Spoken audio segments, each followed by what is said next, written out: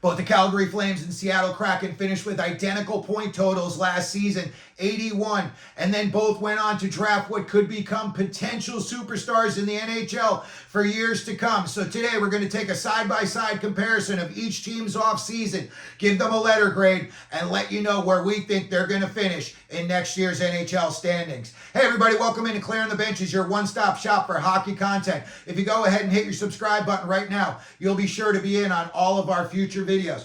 Well, you can't finish any closer than these two teams did last year, although they took very different routes to getting to 81 points.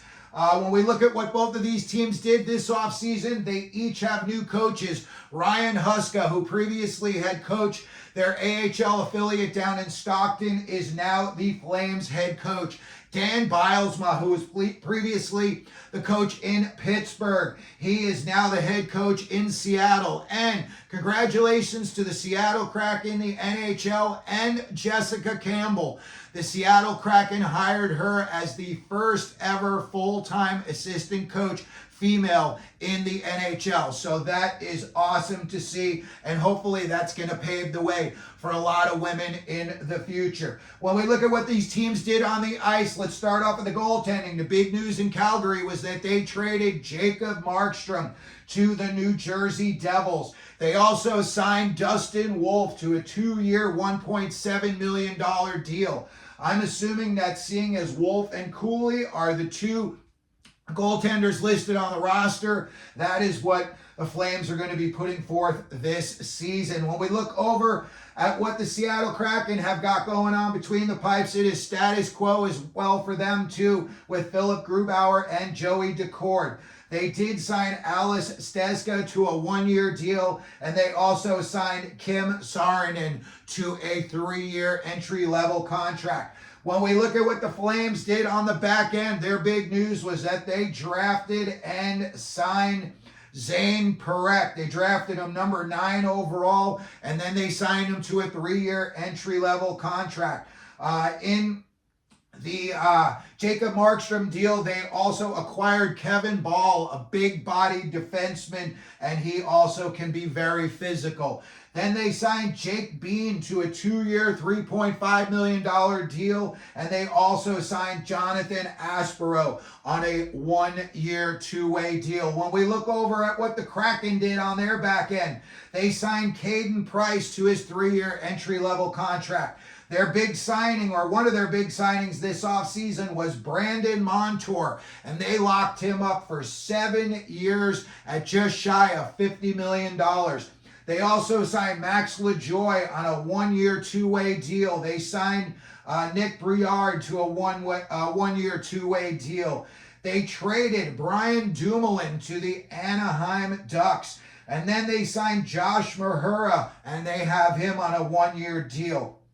When we look at what the Flames did up front and their forwards, and one of their big moves this offseason was that they traded Andrew Mangiapane to the Washington Capitals, where he's going to help Alex Ovechkin in his Wayne Gretzky goal chase. They also signed Anthony Manther. They bought him in, another big body who can be power play help and can help in your scoring, and they bought him in on a 1-year deal. They signed Edion Moran on his 3-year entry-level contract. They also signed Matvei Gradin on his 3-year entry-level contract. They signed Justin Kirkland on a 1-year, 2-way deal, and then they also signed a familiar name, Martin Frick, to a 1-year, 2-way deal. And then another big signing that the Calgary Flames made, and they bought him back to Calgary, was Ryan Lomberg, and he's there on a 2-year, $4 million deal. He's bringing Stanley Cup pedigree to the Calgary Flames, and again, this is a team that really needs a spark, so we'll see if Lomberg's able to provide that for him. They also signed one of their big-name guys, Igor Sharangovich. They locked him up 5 years at $24 million. And finally, Brett Sutter retired. When we look at what the Seattle Kraken did up front, they signed Eli Tolvanen to a 2-year, $7 million deal. And then one of their big draft picks, they drafted and signed number 8 overall pick, Berkeley Catton, to his 3-year ELC. He is going to be very exciting in the future for the Kraken. They signed Mitchell Stevens on a 2-year, 2-way deal. They also signed Brandon Biro on a 1-year, 2-way deal. They signed Ben Myers to a 1-year deal. One of their big, if not biggest signing was they signed Chandler Stevenson for 7 years at $43 million. So right away, he becomes their highest paid player. And I think he could be, right now, their best forward. When we look at what else they brought in, Max McCormick on a 2-year, 2-way deal. They also signed Luke Henman on a 1-year, 2-way deal.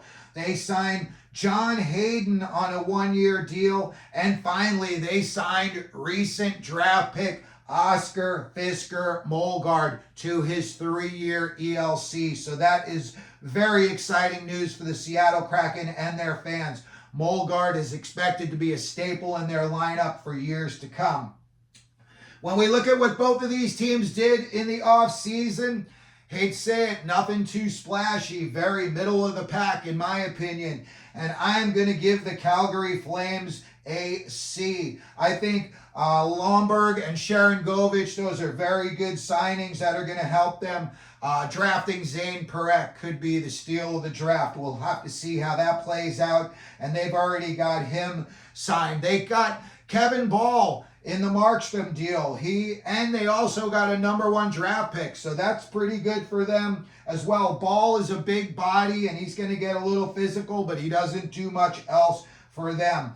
They are going to need Kadri and Huberdeau to get back to their old form if this team is expected to do anything. I do not think that they are going to make the NHL playoffs next year, and I think they are going to be battling for 5th place in the Pacific Division, and I believe that they're going to finish with around 85 points. When we look over here and we see Seattle and their offseason, I like what they did a little bit more than I like what Calgary did, so I'm going to give them a C+.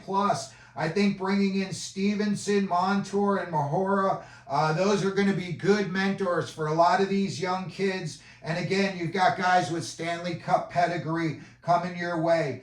They're going to need some of their highly paid players, Matty Beniers, those types of guys. They're going to need, the high-profile guys. They're going to have to start scoring. You're going to have to get scoring out of guys like Bjorkstrand. That is for sure. I think that they're going to be also battling for 5th place in the Pacific with the Calgary Flames. I do not think that they are going to be in playoff contention, and I do believe they'll improve a little bit this year. And I'm going to say that the Seattle Kraken are going to finish with 88 points. So that's going to do it for today's video. A little side-by-side between Calgary and Seattle. Let me know what you think down in the comment section of these two teams off season. If you could, please hit the like button, share it. Don't forget to subscribe. And as we always do here at Clearing the Benches, let them know you're out there.